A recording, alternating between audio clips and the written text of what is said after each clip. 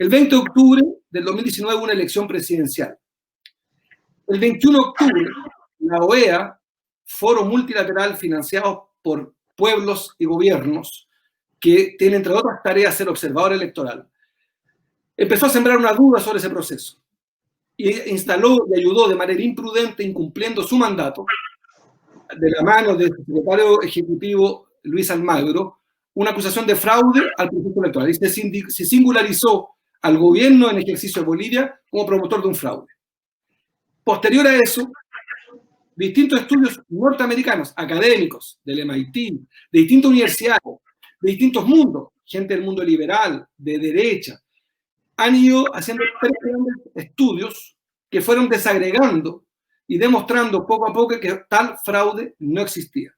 Que no existió, ¿por qué? Porque no hubo cambio de tendencia electoral, antes y después del famoso apagón del sistema de cómputos paralelos.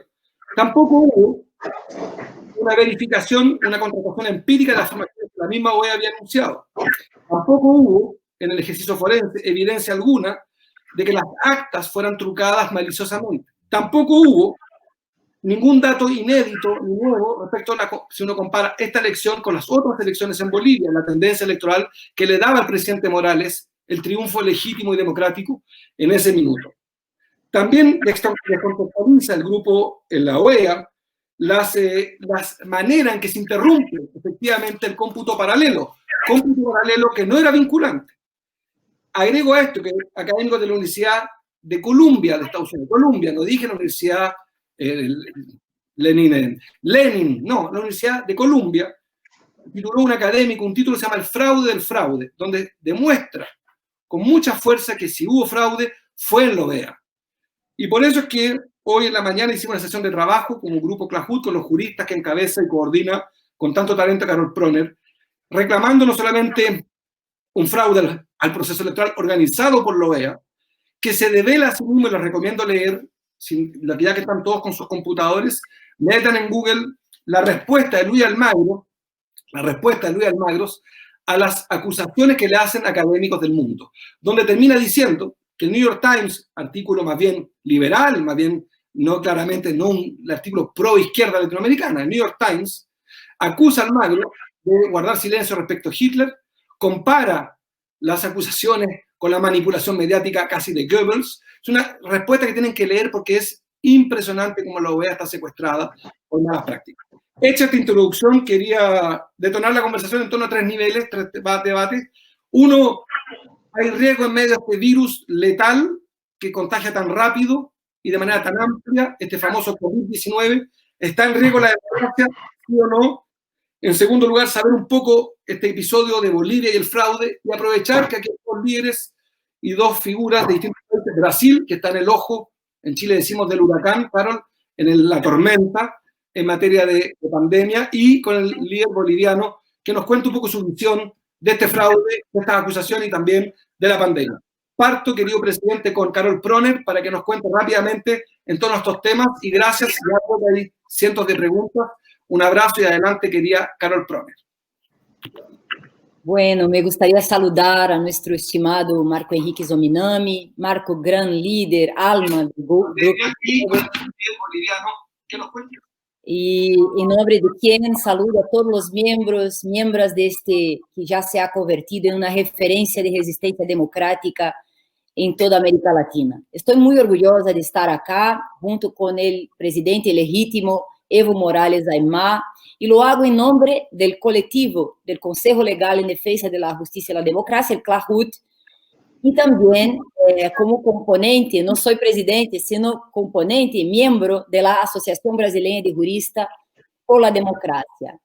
Y creo que hablo por todos y todas, aportando nuestro aprecio y admiración inmensa por su biografía, por su trayectoria, y también traigo nuestra indignación activa y solidaria para tratar de resistir a todo este conjunto de ilegalidades contra Evo, contra Álvaro, contra el MAS, desde que empezó la contienda electoral del 2019, especialmente, como dijo Marco, la dramática ruptura democrática con graves consecuencias políticas individuales y colectivas contra el pueblo boliviano. Quero transmitir também, em nome destes grupos jurídicos de Brasil, de nosso país, que lutam por la democracia, que somos conscientes de las anomalías en el proceso de monitoreo electoral y los actores que llevaron a este golpe muy bien definido civil-militar. El papel de los medios de comunicación hegemónicos que actuaron en Bolivia, que actúan en Brasil, las élites corporativas, las élites atávicas latinoamericanas transfiguradas por el capital financiero, una plaga en nuestra región. Y también el papel de algunas entidades de auditoría electoral internacionales, como fue el caso, y algo que sospechábamos en el mismo instante, pero que ahora, ¿no?, y los sospechábamos debido al comportamiento inusual de la entidad durante las elecciones, pero ahora hemos recibido los informes que comprueban el fraude. Hago referencia a los estudios. Primero, el estudio que he tenido más conocimiento del Centro de Investigaciones Económicas y Políticas, de CIPER en inglés, publicado en Washington Post, y después otros estudios, ¿no?, en New York Times, la CNN también ha noticiado, que demuestran la siguiente conclusión: el principal apoyo para justificar el derrocamiento de Evo Morales en Bolivia, la acusación de fraude a través de un informe de auditoría de la OEA, no es compatible. Yo recuerdo perfectamente que la misión de observación electoral de la OEA, el día después de las elecciones, emitió una declaración agresiva, sin base técnica, insinuando que hubo fraude en los resultados, con base en aquel argumento del cambio de tendencia en el contaje de votos, fácilmente comprensible por las dificultades de contar en áreas remotas, en áreas de la región amazónica, donde tradicionalmente los votos eran más favorables a Evo Morales, hasta la distancia de 30 puntos de ventaja. Algo que pasa en Brasil también, en el nordeste del país, las izquierdas siempre representan más votos en el norte y nordeste del país. Un segundo, por favor. Las acusaciones de fraude fueron desatadas por la OEA, que desde entonces, debido a la credibilidad de la entidad y la capacidad de influencia, han tenido una fuerte repercusión en los medios internacionales, generando disturbios entre los sectores de oposición, animando a los gobiernos enemigos de Evo, que rápidamente asumieron como verdadera la versión de que hubo un fraude. Lo que pasó después, todos nosotros recordamos con mucho dolor, con mucho pesar, un terrible y violento golpe cívico-militar, con milicias urbanas violentas en las calles, incendios, amenazas, ¿no?, cosa que es propia de un fascismo social. Los militares exigiendo la renuncia del presidente con la persecución de todo su gobierno, ministros, funcionarios gubernamentales, incluyendo efectivamente Evo Morales, Álvaro García Linera, vicepresidente, varios ministros. Hubo muertes, desapariciones, cárceles y condenas hasta hoy vigentes. Yo me acuerdo, como si fuera hoy, Marco, que nosotros nos reuníamos en Buenos Aires para el segundo encuentro internacional del Grupo de Puebla. Discutíamos la crisis de los detenidos por lo que se decía ser los crímenes de rebelión en Ecuador.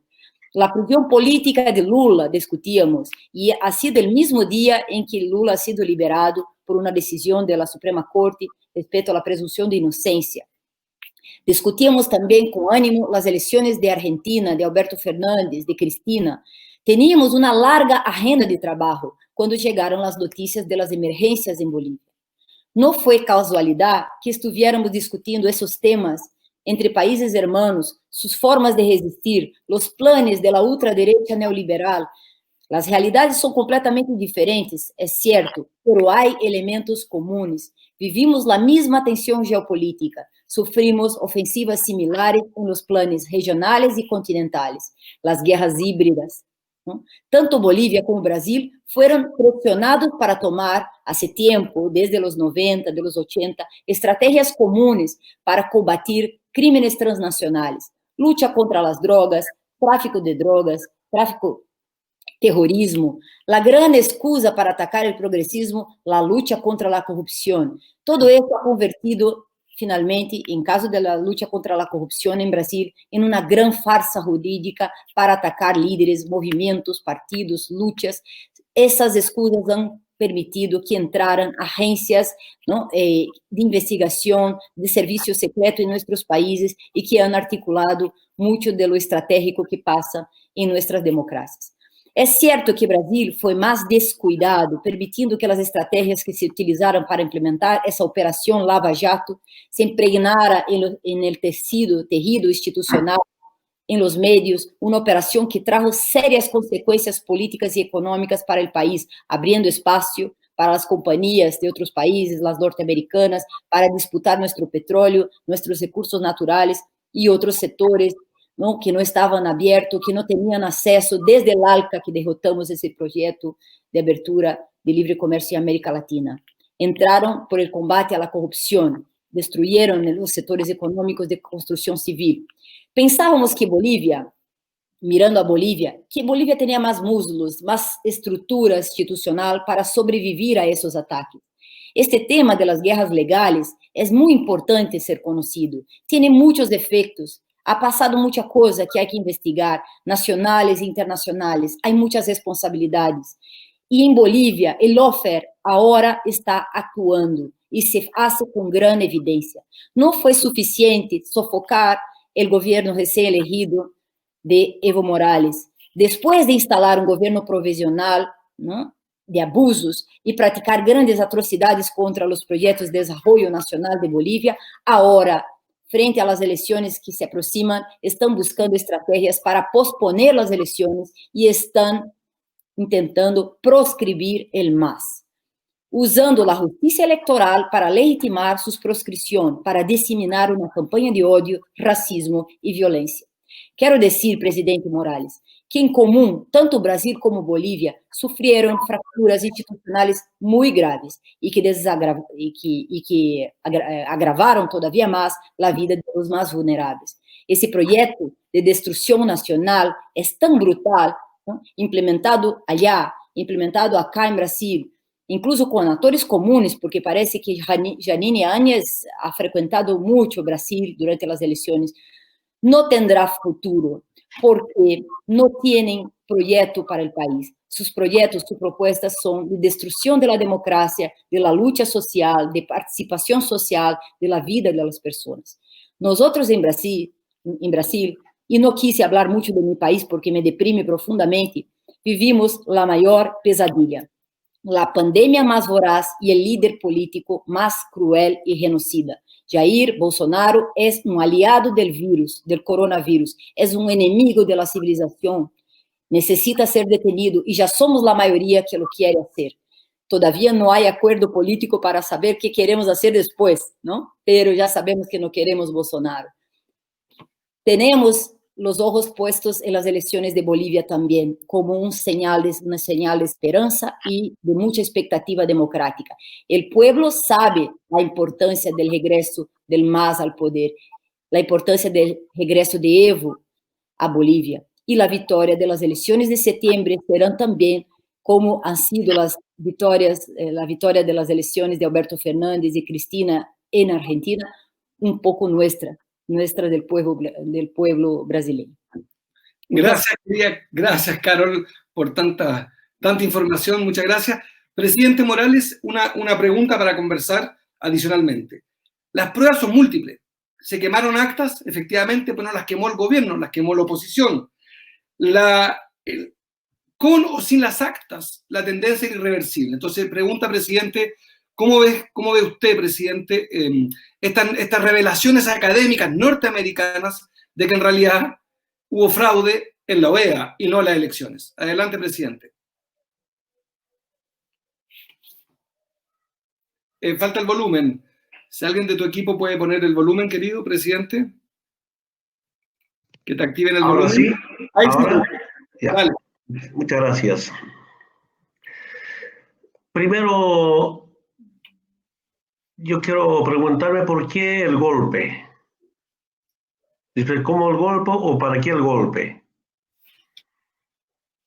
Usted sabe muy bien, este movimiento político, el MAS y PSP, es que he estado por el sector social más oprimido, humillado, vilipendiado, inclusive amenazado al exterminio, que es el movimiento indígena. Y a 500 años de resistencia indígena popular, me refiero al año 1992, dijimos de la resistencia a la toma del poder como movimiento indígena originario milenario de esta nuestra madre tierra. Ahí estamos, este gran movimiento, y en lo político nos hemos propuesto, como programa nos hemos propuesto tres cosas. En lo político, la refundación; en lo económico, la nacionalización; y en lo social, la redistribución de la riqueza. Sería largo comentarles, pero gracias al pueblo que es tan sabio, resultó nuestro modelo económico, bajo una economía plural. Y lamentablemente hay pequeños grupos todavía en Bolivia no aceptan que los llamados indios podemos cambiar la historia de Bolivia.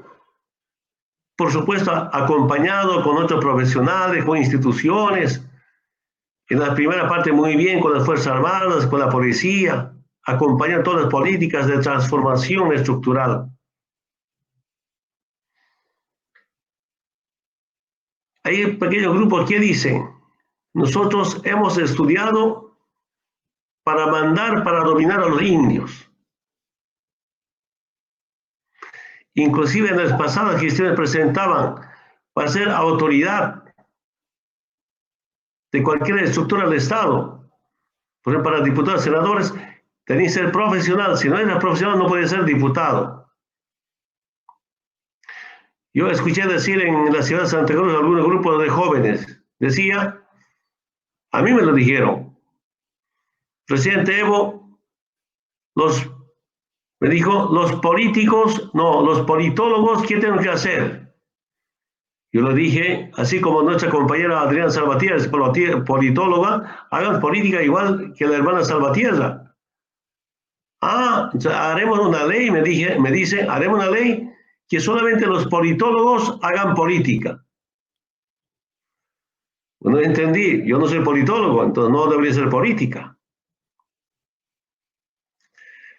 Entonces, estos grupos nunca aceptaron, y ahora acompañados por Estados Unidos, que los indios podíamos ser presidente, gobierno, y también ostentar poder político locales, y cambiar acompañados por la clase media, profesionales. Ese es nuestro primer delito. Segundo, que nosotros, con nuestro modelo económico, hemos demostrado que Bolivia tenía mucha esperanza, y no así como antes nos hacían cantar lamento boliviano. Bolivia se muere. Para empezar con el modelo neoliberal, decía Víctor Paz Estenssoro, Bolivia se muere, por tanto hay que privatizar todo. En la escuela nos hacían leer pueblo enfermo, como mayoría del movimiento indígena enfermo. Nosotros los indígenas éramos lacras para el Estado boliviano, aunque Estado sin clase, Estado autoridades aparentes, un Estado fallido, como dice. Por culpa de los indios borrachos, flojos, que eran salvajes, pues no hay desarrollo en Bolivia, eso nos decía, ¿no? Entonces nosotros preparamos nuestro modelo económico en base a la nacionalización. Mira, sin la cuenta del milenio, usted sabe muy bien qué es cuenta del milenio, sin ATPDA, sin USAID y fundamentalmente sin el Fondo Monetario Internacional, demostramos que Bolivia tiene mucha esperanza. Si no hubiese el golpe de Estado el año pasado Bolivia ha sido otra vez primero en crecimiento económico en Sudamérica. De los 14 años, hubiera sido 7 años, la mitad, primero en crecimiento económico en Sudamérica. No solamente recuperamos el aparato productivo, sino ampliamos el aparato productivo en manos del Estado. Y el tercer delito para el golpe, Yo decía golpe al litio. Desde el primer momento, con el compañero Álvaro, nos hemos propuesto cómo industrializar el litio. Tengo un lindo recuerdo. Creo 2009 o 10 estaba en Corea del Sur. Me invitaron a la inauguración, ya estaba inaugurado el funcionamiento de una planta de batería de litio. Impresionante la pregunta de las autoridades, ¿cuánto cuesta? 300 millones de dólares. Nuestras reservas ya han empezado a crecer. Yo decía, ¿cómo no puedo garantizar 300 millones de dólares? Yo les digo ahí, haremos su gemela en Bolivia, en Uyuni, Potosí. No, me rechazaron. Si me di cuenta que ellos solamente nos quieren para que nosotros sigamos exportando materia prima y no industrializar nuestros recursos naturales en Bolivia o en América Latina. Con Alemania, con Japón, igual me rechazaron. Y ahí decidimos, vamos a empezar a industrializar nuestro litio. Empezamos laboratorios, aunque tenemos que contratar a algunos expertos internacionales, ya en planta piloto, ya aprendieron mis hermanos, los nuevos profesionales. Ante año pasado, 2018, inauguramos la primera industria, el cloruro de potasio. Septiembre hasta diciembre exportamos 15.000 toneladas a Brasil. Para el año pasado estaba previsto exportar cerca de 200.000 toneladas. Este año estaba previsto inaugurar la primera industria de carbonato de litio. Todo paralizado ahora. Y por una cuestión de mercado firmamos acuerdos con China, con Alemania. Estábamos próximamente a firmar acuerdos con Rusia por una cuestión de mercado. Aquí tal vez he sido muy atrevido. Yo dije, en esta industrialización de litio no participa Estados Unidos. Y como que ustedes pueden revisar las semanas pasadas, un senador de un estado del partido del republicano dice, Trump participó en el golpe de estado todo por el litio. Dice un senador del partido del presidente de Estados Unidos. Estos tres han sido pecado para que el golpe de estado. Y con anticipación usaron el tema de fraude, régimen, dictadura de Evo. Desde la década del 60, primera vez, el 2005 gana un candidato a presidente, un partido con más del 50%. Eso no había antes. El último partido que nos ganó, el 2002, que por primera vez fue candidato a la presidencia, ha sido MNL, Bolivia Libre, un partido socialista, traidor. 5 partidos aliados con menos del 1%. Nosotros más del 20%, ellos más del 21%. Y ahí el pueblo votaba, pero nunca elegía al presidente. Quienes elegían al presidente era, dentro de la democracia pactada, las alianzas de la derecha. ¿No? Y el 2005 ganamos con casi 54%. Y nos acusan de dictadura. El 2009 ganamos con 64%. 2014 con 61%. Y nos acusan que somos dictadura, régimen. Evidentemente los medios de comunicación tienen que ver mucho con este tema. Prepararon. Yo diría, quién sabe nuestra responsabilidad, que nos hemos confiado mucho, porque hemos derrotado 3 golpes de Estado. Largo sería informarles, comentarles. Empezó, dijimos con los compañeros, hay que aguantar una semana, 2 semanas, eso se va a pasar. Pero mucha plata. Les pongo solamente un ejemplo. Un albañil, constructor albañil, obrero, por día gana 120 bolivianos. Y para bloquear, cortar calles, cortar compitas, llamadas pititas, ganaban 300 bolivianos. El responsable del grupo ganaba 700 bolivianos, $100. Este albañil, constructor, en vez de ir a la construcción, ganar 120 bolivianos al día, se iba a cortar la calle para ganar 300 bolivianos. De eso lo puedo informar, comentar bastante. Presidente. Y la decisión del gobierno de Estados Unidos con la derecha a cómo de lugar sacar. Y además de eso, el día miércoles 22 ya querían posesionar a Carlos de Mesa, Camacho, está ahí en los periódicos. Con mucha anticipación prepararon el golpe, pero el día 20 ganamos las elecciones en la primera vuelta. Al día siguiente, Carlos de Mesa convoca, para que sepan, Carlos de Mesa es candidato de Estados Unidos. Nos dijeron altas autoridades en México, información oficial. Y convoca el día 21 movilizarse contra el fraude. Había sido por el golpe. Hacen quemar tribunales electorales departamentales ese día, esa tarde, en Sucre y Potosí. Aquí también ya empieza a plegarse la policía. La policía no es que recién el 8 de noviembre se ha plegado el golpe. Se retira y dejan quemar los tribunales electorales departamentales. Y los comandantes o excomandantes tienen mucho que decir sobre este tema, ¿no? Claro, el tema era cómo quemar las ánforas. Sin embargo, han previsto y terminó, conteo, y hemos ganado la primera vuelta. Poco para terminar, este es un poco el camino, ¿no?, sobre el tema del golpe.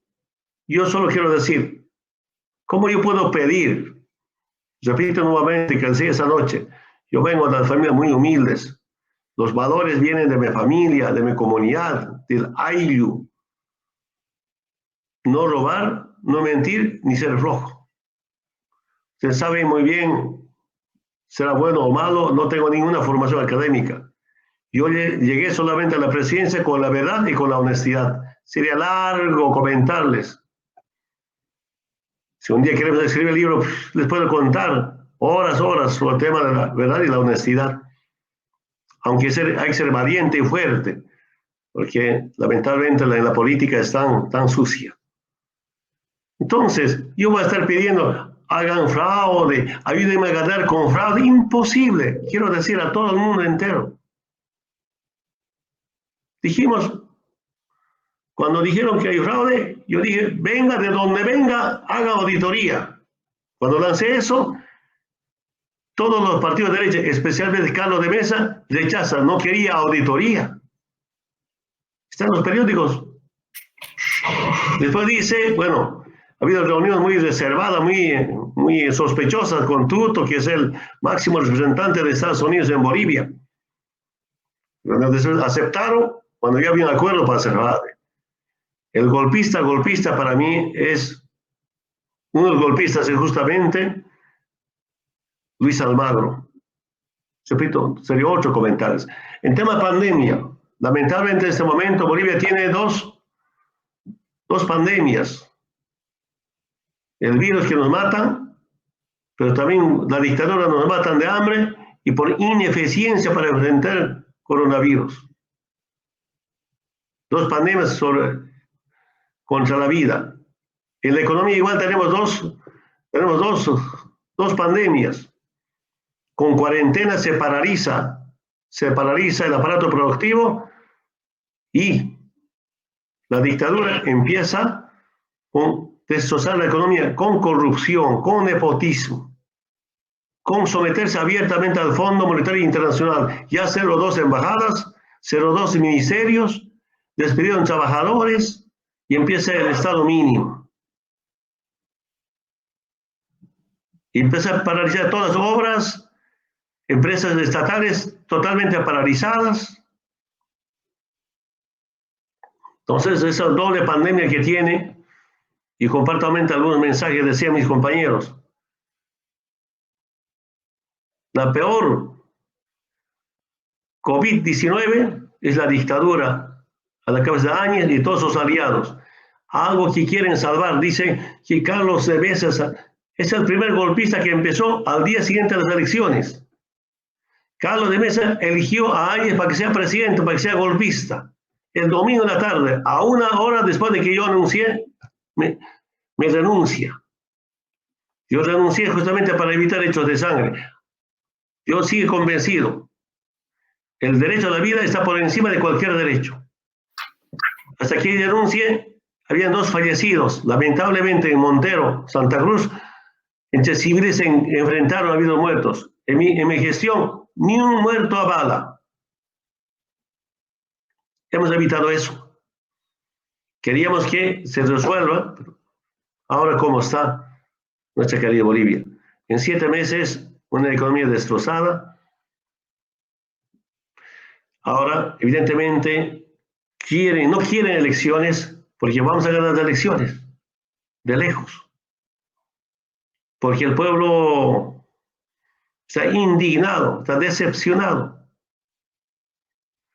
No, yo diría, nuestro mejor jefe de campaña es la Áñez y sus ministros,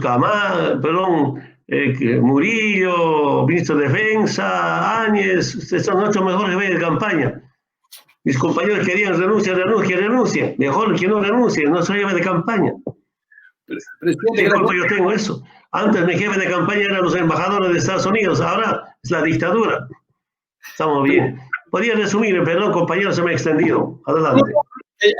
Mira, hay miles de personas conectadas, hay cientos de comentarios, hay muchas preguntas para los dos y las voy a hacer rápido. Antes recordar que este programa Diálogos de Cambio será todos los miércoles a esta hora, organizado por el Grupo de Puebla, Clajud, con los líderes para, a canal abierto, escuchar comentarios y preguntas. 2, que pueden enviar preguntas por el Facebook, y hay miles de personas para que las podamos leer. A su vez, decirles que bienvenido a todos los trolls, porque veo una cantidad presidente de trolls, de cuentas falsas escribiendo, son bienvenidos igual. En el progresismo somos inclusivos y toleramos la estupidez con mucha generosidad. Bienvenidos, participen del debate con sus preguntas y ojalá lo hagan dentro del respeto. 2 preguntas para cada uno. Presidente Morales, hay pandemia y por tanto las elecciones del 6 de septiembre están en duda, como están en Chile en duda las elecciones de la Asamblea Constituyente, es la primera vez en la historia. A tu juicio, ¿deben postergarse las elecciones de septiembre en Bolivia o deben hacerse? La segunda pregunta, presidente, tal como tú fuiste visionario en el rol de Estados Unidos en política exterior, uno podría preguntarse, si tenías esa fuerza, esa certeza, ¿por qué aceptaste que la OEA fuera observador electoral? La OEA ya teníamos todos antecedentes de lo que la OEA había hecho antes. La OEA no pierde su virginidad en Bolivia. La OEA en la mano de Almagro ya venía, en el caso de otros países, actuando de manera obscena. Por ejemplo, Venezuela, sin ningún pudor. Y 2 preguntas para Carol Proner. En Brasil da la impresión que los impeachment solo pueden ocurrir, más que una impresión, la certeza, con mayoría parlamentaria.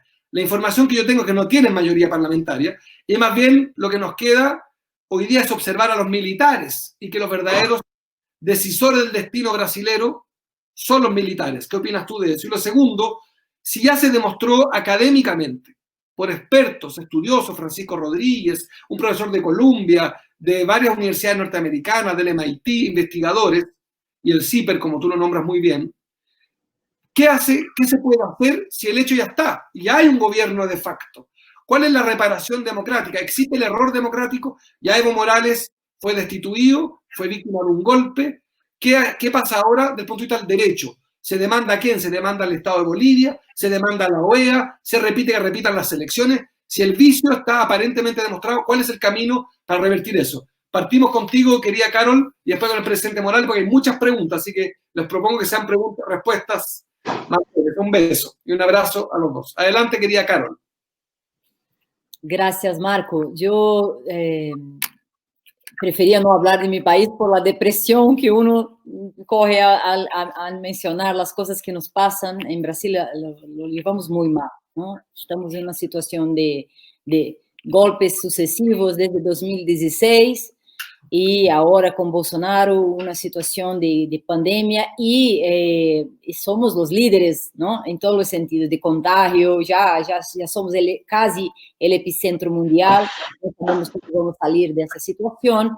Entonces, claro que toda la crisis económica, de salud, institucional, violencia, el discurso del odio, todo eso ha generado una situación de rechazo cada vez más creciente hacia Bolsonaro, ¿no? Ya son 41 peticiones de impeachment. Es algo, ¿no?, que nunca ha pasado en la historia del país en tan poco tiempo, en un año de gobierno. Y hay otras cosas que también están pasando en contra de Jair Bolsonaro, que son los inquéritos por fake news y también investigan su comportamiento individual, su comportamiento frente a las instituciones, de amenaza, etc. Entonces, hay caminos distintos para la estrategia del fora Bolsonaro, ¿no? Y el camino del impeachment, o mismo el camino de la investigación por crimen común, etcétera, tendrán que tener la aprobación del Parlamento, que ahora, como sabemos, los que acompañan la política brasileña saben que el gesto de Bolsonaro ha sido, ¿no?, vender los apoyos de centro, del llamado centrão, como se dice en portugués, en cierta manera comprar apoyo político parlamentario para evitar la mayoría, que significa la posibilidad de un juicio político, ¿no? Entonces, esa es una situación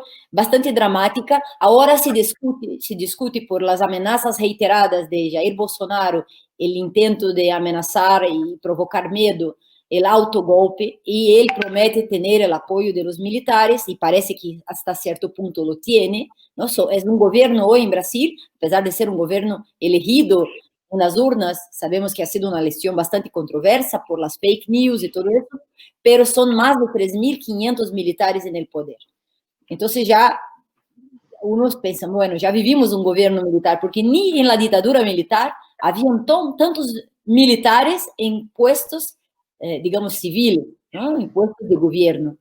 Entonces, en la práctica, ya unos hablan que vivimos un régimen, un gobierno militar, en ese sentido. El ministro de la Salud es militar, ¿no?, y su cuerpo técnico también son militares. Después del despido de 2 ministros de la Salud que no han concordado, han aceptado las orientaciones del presidente Bolsonaro. Entonces, la verdad es caótica, pero en este momento, porque la realidad cambia muy rápido en Brasil, el papel de la Suprema Corte es fundamental. Ha sido fundamental por las últimas medidas y es fundamental para evitar, ¿no?, y resistir a los intentos de tutela militar y de autogolpe. Y esa idea, ¿no?, de que los militares serían una especie de poder moderador está absolutamente vedada por la Constitución. La Constitución democrática establece que las Fuerzas Armadas tienen sí un papel muy importante, pero no el papel civil. El papel civil de gobierno no es para militares. Hemos superado la dictadura militar y no queremos repetir el autoritarismo del Estado, ¿no?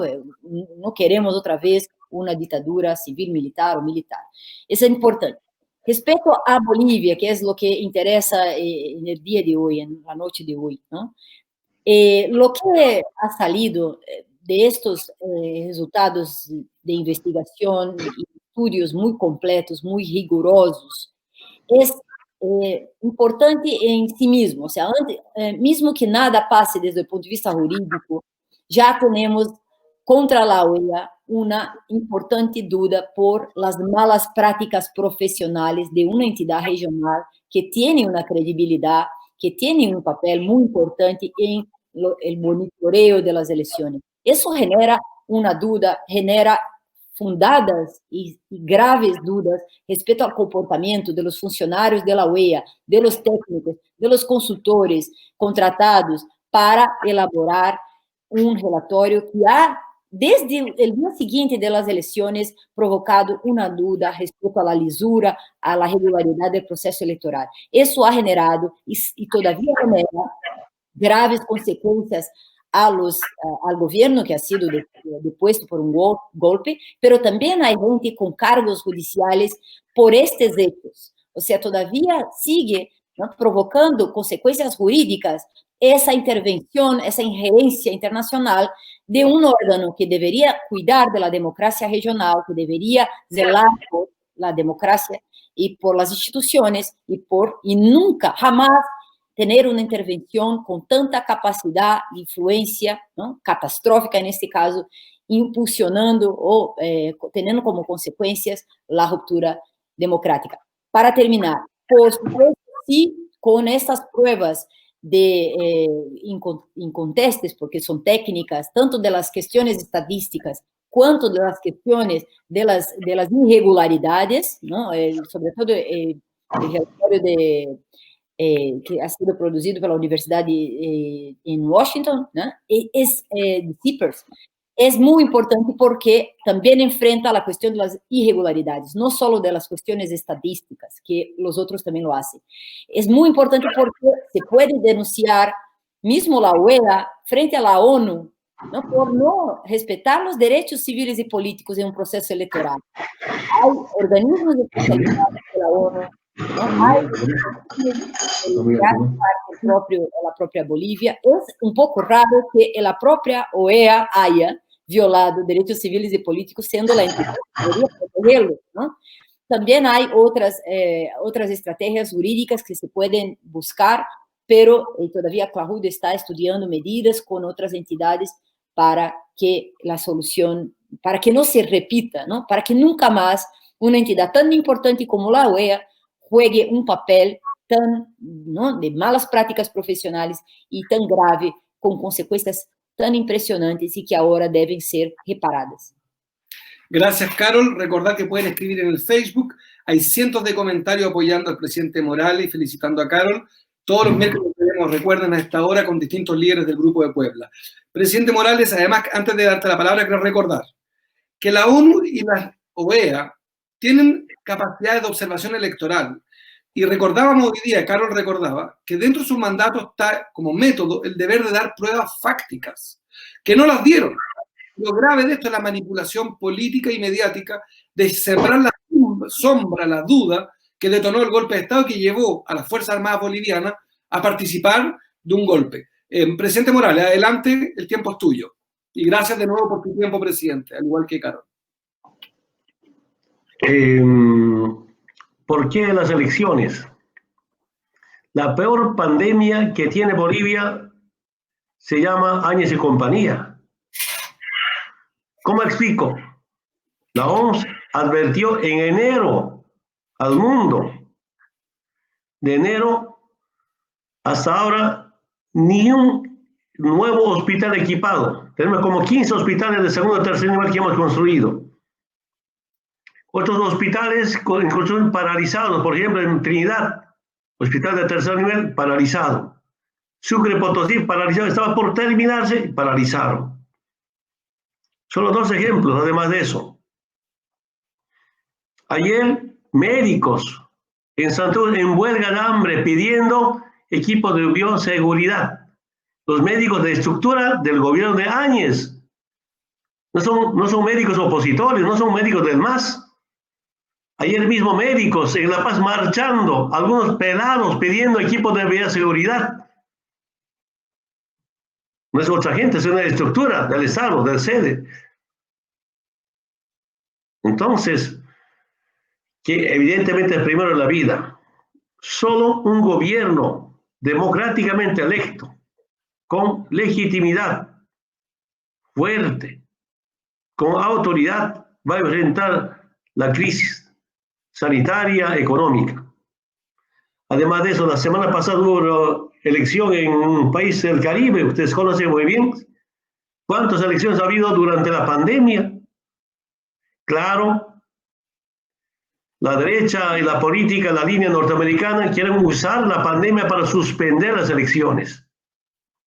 No solamente 2 meses, sino hasta el próximo año. Algunos dijeron suspender elecciones de manera indefinida y reponer la Constitución de 1994, que es volver al Estado colonial y dejar a un lado el Estado plurinacional. Puedo comentar bastante. Sobre el tema de la observador o el tema de la auditoría. Como no hubo fraude, no es confiado, aunque su informe de OEA deja mucho que desear, pero como usted hace un momento decía, muchas instituciones, personalidades, universidades del mundo demuestran que no hubo fraude. Nosotros confiamos. Y no hay fraude, se va a demostrar eso. Son procesos internos, vamos a ganar, vamos a demostrar. ¿Qué dice informe de la OEA? Dice, hubo irregularidades en 226 mesas. Volvió en 3.000, 35.000 mesas. 226 mesas. Irregularidades, no dice que hay fraude. Nosotros sumamos las 226 mesas. ¿Cuántos votos? En todas las mesas. El voto del MAS, el voto de toda la derecha. A ver, se lo pasamos a la comunidad ciudadana de Carlos de Mesa. Ni con eso nos ganan, con eso nos alcanza nuestro triunfo en la primera vuelta. Hemos ganado en la primera vuelta. Claro, algunos dijeron, ¿por qué a la OEA han confiado? ¿No? Se demuestra. Ahora dudo como observador a la OEA. La OEA no tiene ninguna moral de mandar observadores, pido, a las Naciones Unidas, a la Unión Europea, países manden observadores. Ahora sí, de verdad puede haber fraude. Antes no hubo fraude. Ahora sí, de verdad, después del triunfo del MAS puede haber otro golpe. ¿Y sabe por qué? Se sabe muy bien, cuando los gringos muerden, no sueltan. Pero el pueblo unido, organizado, va a hacer soltar. Estamos con la verdad, estamos con la razón. Además de eso, todo el mundo sabe cómo era antes. Cómo estaban con proceso de cambio, cómo estaba con Evo, se pregunta. Ahora, ¿cómo estamos? Algunos opositores, algunos resentidos de la política, tenemos resentidos, ahora arrepentidos por haber dudado de nuestro proceso de cambio. Y solo quiero decir, compañeros, quien hace el seguimiento, volveremos millones y devolveremos la libertad y la dignidad al pueblo boliviano. Presidente, gracias. Para ir cerrando, una pregunta para cada uno. Para el presidente Evo Morales, preguntan mucho, ¿cuál va a ser tu rol en la campaña electoral que va a haber en Bolivia si es que hay elecciones? Y la segunda, ¿cómo imaginas el rol de un presidente legítimo? Quiero recordar para los adversarios que Evo Morales estaba en cumplimiento de su mandato en el mes de diciembre. Cualquier controversia no era aceptable respecto a su legitimidad en ese minuto. Era el presidente legítimo, más allá de la valoración positiva que hacemos muchos en el mundo del rol de Morales. Pero él era el presidente legítimo. Lo segundo es que América Latina conocía crisis institucionales, crisis de prosperidad, crisis de crecimiento, de inflación, pero no en Bolivia. Tampoco era cierto que el gobierno de Evo Morales era un gobierno que produjera pobreza, al revés, producía riqueza. Entonces, pregunta para ti, presidente, ¿cuál va a ser tu rol en la campaña? ¿Y cuál es tu rol en el mediano plazo? Porque un líder de tu tamaño, pero que fue derrocado, ¿cuál es el rol? Lugo optó por ser senador y participa del debate democrático paraguayo, asumiendo su otro tipo de golpe, otra historia. ¿Cuál es el rol de Evo Morales en la política en el corto y mediano plazo? Corto la campaña y el mediano plazo, la política en el mediano plazo.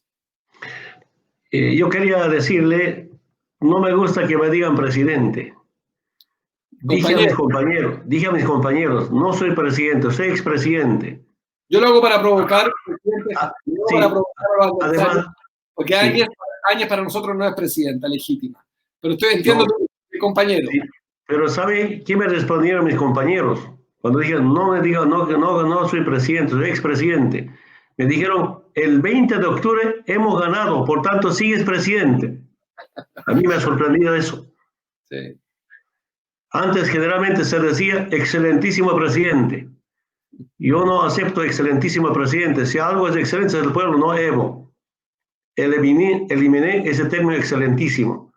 Yo decía que excelentísimo viene de excelentísimo. Yo nunca me he sentido lento, por si acaso. ¿No? Pero por otro lado, señor presidente, yo no soy los señoríos. Soy tu hermano, tu compañero. No me digan señor. Hemos eliminado esos términos que corresponden a un Estado colonial. Mi rol, sobre todo, coordinando permanentemente con candidatos, candidatas. Con Lucha hoy día hablé 2 veces, con el vicepresidente del MAS hablé hace un momento para mejor coordinación, conferencias. Ahorita en este momento tengo una reunión telefónica con una federación, están reunidos en grupos, teleconferencias. Más tarde tengo otra conferencia como esto con los candidatos del departamento de Cochabamba. Sigue siendo presidente del MAS. Además de eso me nombraron como los 10.000 compañeros concentrados en Cochabamba, jefe de campaña. Ahora, mis compañeros plantearon que sea candidato a senador.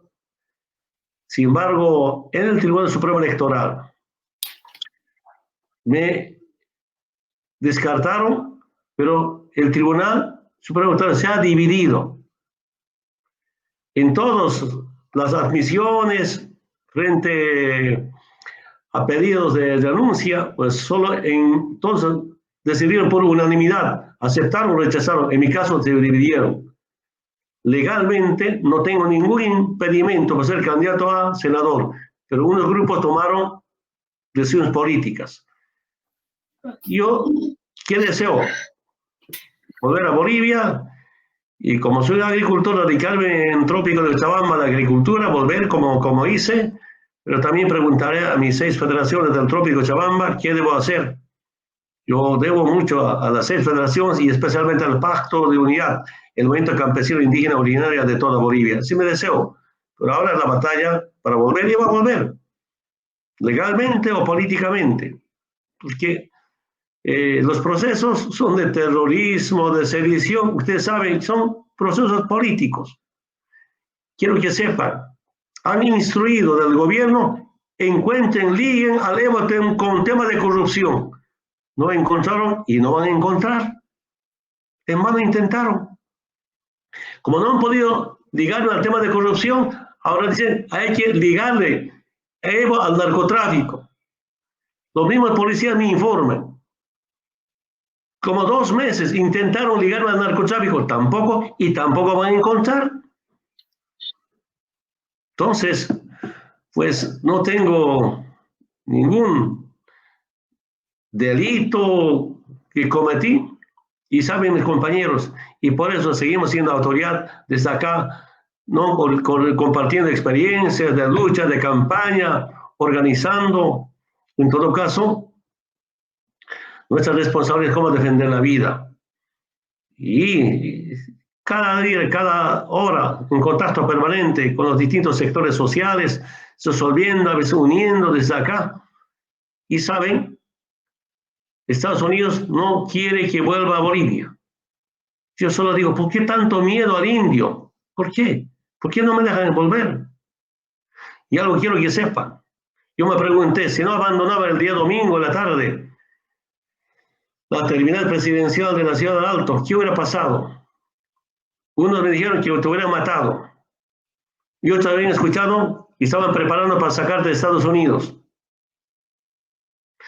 Ese día, domingo, policías han ofrecido a mi equipo de seguridad de militares, yo saludo a mi equipo de seguridad, le han ofrecido a cada uno $10.000 y entregar a la policía.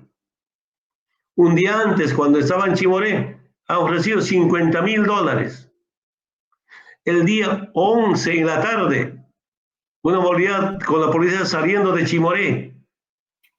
Compañeros agarraron de civiles con armamento, gases y con $50.000. Después de que en la noche levanté el vuelo hacia México, compañeros de manera sana, honesta, se han devuelto su carro, armamento, gases, los $50.000. Esa es la honestidad de mi región. Nos preguntemos, ¿quién pone esas platas? ¿No? Pero ustedes saben, como mis abuelos, abuelas me decían, la mentira tiene pata corta. Entonces sabe, y ahora la misma gente engañada a los jóvenes arrepentidos. Por eso estamos seguros que a cualquier momento volvemos. Bueno, si no es senador, pues me voy a dedicar a la agricultura en mi región con mis compañeros del Trópico de Cochabamba. Muchas gracias. Gracias, presidente. Última pregunta para Carol también. Carol, ¿cómo hacemos para que la OEA, si la OEA es observadora de las elecciones de septiembre en Bolivia? Eso podría ocurrir con mucha facilidad. Sería una locura que quien hizo fraude al proceso electoral, que es la OEA, sea la observadora? ¿Cómo impide un progresista, un jurista, un ciudadano, una mujer de bien y un hombre de bien que OEA sea la observadora electoral el 6 de septiembre? Bueno, si es inevitable, por lo menos que sepan que estamos observando los observadores, ¿no? Como es el título del relatorio de CIPERS. Es importante que la OEA sepa, y creo que Luis Almagro ha publicado un Twitter, no sé bien, ha ido a las redes sociales y se ha manifestado indignado con esos estudios. Creo que ya ha percibido que le están observando por lo único que se exige de una organización como la OEA es la regularidad. Y ya sabemos hace tiempo, que Almagro está muy interesado en atender los intereses de determinadas fuerzas políticas de la región. Eso es muy conocido, está muy flagrante, muy evidente. Entonces creo que solo el hecho de que ya está, ¿no?, desmascarada la estrategia de la OEA, será más difícil hacer la misma cosa.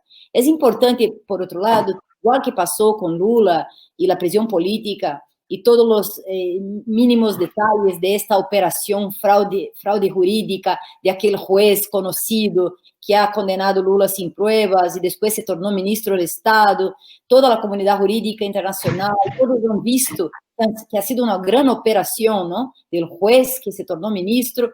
Eso ha sido posible contar al pueblo porque hemos conseguido explicar poco a poco a la población que era un fraude. Creo que en Bolivia el ex-presidente, actual y futuro presidente Evo, toda vez, tiene que llevar en consideración la necesidad de que el pueblo, de que la población entienda esta operación técnico-jurídica de fraude, ¿no?, de la OEA, el papel de la OEA, el papel de los consultores, todo lo que pasó, los medios, las élites, porque muchas veces no es fácil explicar los detalles técnicos, pero es necesario popularizar y explicar lo que efectivamente pasó. Yo sé que el papel el trabajo que hace Evo es en ese sentido, ¿no? Él tiene las mejores características que puede tener un presidente: la verdad, la honestidad, la solidaridad, ¿no? Y tiene también la competencia, porque Bolivia es un ejemplo en todos los índices, niveles, es un ejemplo para toda la región.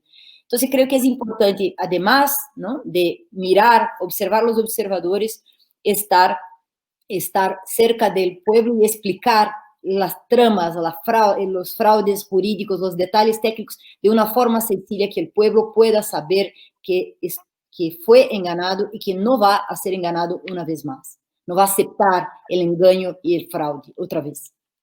Gracias, Carol. Gracias al presidente y compañero Evo Morales, a Carol Proner desde Brasil, desde Buenos Aires. Gracias a todas. Estamos también en el Facebook Live de Evo Morales, por si acaso. Estamos en distintas plataformas. Quiero simplemente despedirme con dos reflexiones. Quiero hacer un reconocimiento al presidente Alberto Fernández, a Celso Amorín, a Dilma Rousseff, a Aloysio Mercadante, a Martín Torrijos, expresidente de Panamá, a Ernesto Samper, que esa noche, el sábado, a Carol también, estuvimos todos coordinados tratando de ponernos a disposición de la defensa, no de Evo Morales, la defensa de los valores de la democracia. Esa noche es un golpe de Estado a un presidente. Y en Chile tuvimos un golpe de Estado que nos traumatizó mucho. Y yo llamo a mis hermanos chilenos, que recordemos que Bolivia y los chilenos somos idénticos, que no les gusten, somos semejantes, a lo mejor no idénticos, somos semejantes, somos hermanos. Y que es absurda la distancia que tenemos. Y esa noche a mí me dolió mucho el silencio de Chile, Evo. El presidente de Chile no condenó el golpe. El mismo que reclama la democracia en Venezuela no fue capaz, Sebastián Piñera, de emitir un solo pronunciamiento respecto al golpe que sufriste. Uno puede ser adversario, pero la democracia es de lo poco y lo frágil que hay en esta América Latina, que va cuesta abajo en todos los indicadores desde que retornó la derecha. Algunos dirán porque bajaron los precios de las materias primas, pero también es cierto que en otros momentos de la historia con dificultad económica América Latina logró sobrevivir. Estamos en el peor de los mundos y solo la unidad, la fuerza de los pueblos, la unidad de los progresistas nos volverá a dar una cierta esperanza. Así que, Evo Morales, este programa era para hablar del caso del fraude. Los estudios demuestran que fuiste víctima de un fraude. Podemos debatir lo que quieran respecto de lo bueno o malo del gobierno de Evo Morales, lo que quieran. Carol y yo tenemos una posición. Lo que no es discutible es que aquí hay un golpe. Y sepan los demócratas de América Latina que puede haber un segundo golpe. Una segunda elección con la OEA como observadora se estará viciada desde el inicio. Un abrazo a todas y a todos. Nos vemos el próximo miércoles. Ahí va a estar Aloysio Mercadante, fundador del PT y amigo y compañero de Puebla, que va a conducir este programa. Un beso. Gracias, Evo, y mucha fuerza. Tú sabes que estamos contigo y los valores que representas. Y a ti, Carol, un gran abrazo también y nuestra admiración.